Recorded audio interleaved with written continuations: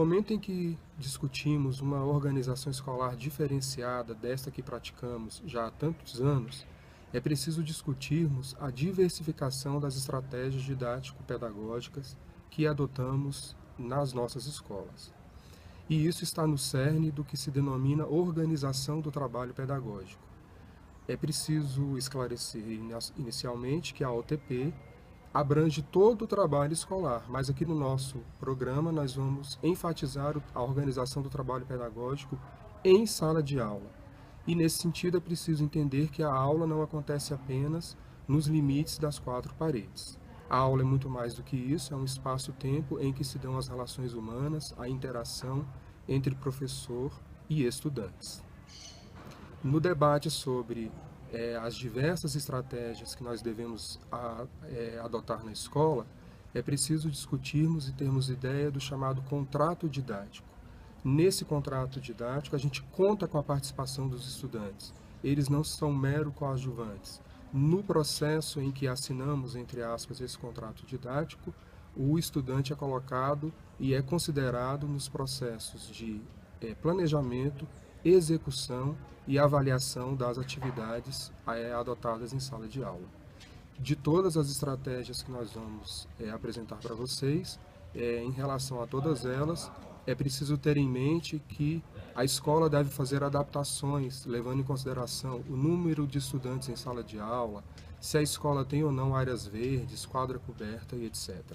Espero que vocês apreciem esse nosso último vídeo do curso para a formação de formadores de ciclo e semestralidade. A tempestade de ideias é uma estratégia didático-pedagógica bastante conhecida nas nossas salas de aula, bastante usada por todos nós professores. É uma estratégia em que levantamos o conhecimento prévio dos alunos, as palavras-chave, conceitos que eles já têm sobre determinado assunto. E então, com essas palavras, com esses conceitos, é que eles vão nos dando pistas de que conhecimentos eles têm e por onde nós vamos, então, começar a base desse conhecimento em sala de aula.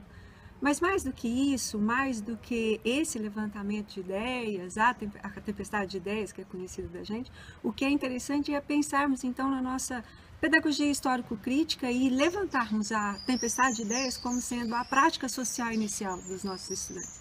Por onde nós vamos começar a desenhar um conhecimento, um novo conteúdo que a gente vai alicerçar em sala de aula. A Philips 66 é uma estratégia que consiste em organizar em 6 grupos de 6 estudantes durante 6 minutos para debater determinado tema. O professor, evidentemente, pode organizar, adaptar ao contexto da sala de aula, a organização desse grupo para utilizar essa estratégia, de acordo com o grupo de alunos, com as necessidades que eles têm. Ela é uma estratégia bastante interessante para levantamentos de temas e de problemas de aprendizagem que surgem durante o trabalho pedagógico em sala de aula. Por outro lado, o grupo de verbalização e de observação, GV-GO, consiste na organização de círculos concêntricos pelo professor em sala de aula. Um grupo vai ser o grupo de observação e o outro vai ser de verbalização.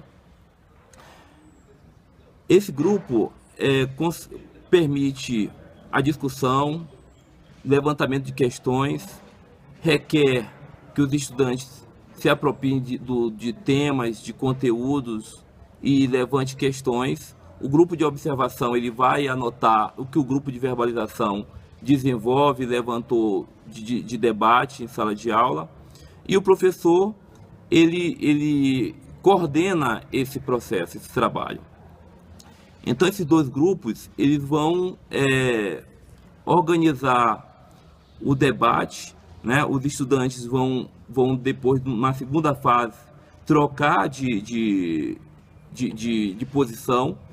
O grupo que estava verbalizando será o grupo de observação e o grupo de verbalização será o grupo de observação. O reagrupamento é uma estratégia didática que pode melhorar a organização do trabalho pedagógico na sala de aula e na escola. O reagrupamento intraclasse acontece na mesma turma, com os alunos divididos em grupos, sendo que para estes pode ser aplicado a mesma atividade ou pode ser aplicada a mesma atividade com comandos diferenciados, com dificuldades diferenciadas. O importante desse reagrupamento é que o professor demonstre que tem acompanhado as aprendizagens e que procura, por meio dessa estratégia, fazer uma gestão melhor do currículo para que todos aprendam. O outro reagrupamento é o reagrupamento interclasses. Neste caso, os estudantes podem ser agrupados com outros colegas do mesmo ano ou de anos diferentes, no mesmo turno ou até em turnos contrários, dependendo da posição, da organização da escola e da comunidade escolar também. Nesse caso, o professor que envia os estudantes registra esse envio e o professor que recebe também registra esse recebimento. Ou seja, a movimentação deles dentro da escola é quem faz com que a escola seja realmente ressignificada e a aprendizagem seja então trabalhada envolvendo todos, independente do ano em que estão matriculados. Isso já é um grande diferencial. O projeto interventivo é uma estratégia que se destina a estudantes com dificuldades de aprendizagem. Para elaborar esse projeto, os docentes devem levar em conta, em primeiro lugar, qual é o grupo de estudantes que deve ser atendido pelo projeto e quais são as necessidades de aprendizagem desses estudantes. Em seguida, é preciso listar os objetivos do projeto, como ele será desenvolvido e as estratégias de avaliação, tanto dos estudantes como do projeto propriamente dito. O projeto interventivo, exatamente porque ele é uma intervenção, ele tem um caráter provisório, portanto, ele precisa ter um tempo de duração, uma data de início e uma data de término, exatamente por esse caráter provisório. Ele pode durar algumas semanas, alguns meses até, só que também não deve ser muito longo, porque é o momento em que as estratégias vão ser, no momento em que as aprendizagens vão ser alcançadas, e deve haver um tempo para isso. Ele também tem um caráter, além de provisório, flexível. Se os professores responsáveis pelo projeto julgarem necessário, o projeto pode sofrer ajustes, sempre tendo em vista as aprendizagens dos estudantes.